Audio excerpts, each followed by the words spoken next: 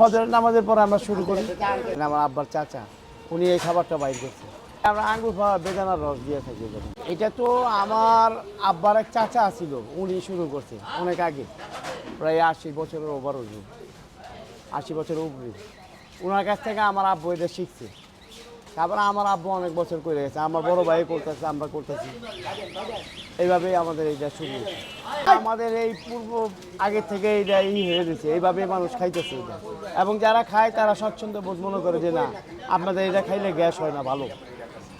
এটা আমরা মানুষের কাছ থেকে শুনি। বেচতেছি 170 টাকা আর 340 টাকা।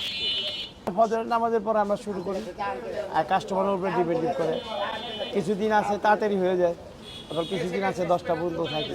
আমরা আঙ্গুর খাওয়া বেদানার রস দিয়ে থাকি। এটা ওনাদের কাছে পছন্দ, কারণ এটা সাদা মাটা খাবার, এর মধ্যে কোনো ঝামেলা নেই, মশলা কম। যার যেই খাচ্ছে উনি পছন্দ করছে যে না, খাবারটা খুব ভালো।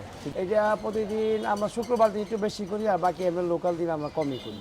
400 এরকম, 500 এরকম আমরা আছি, আমরা করতেছি ইনশাল্লাহ।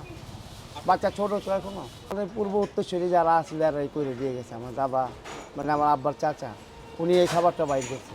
গ্রেভি হয়, খাবারটা একটু খাস্তা থাকে, মজা লাগে মানুষের মুখে।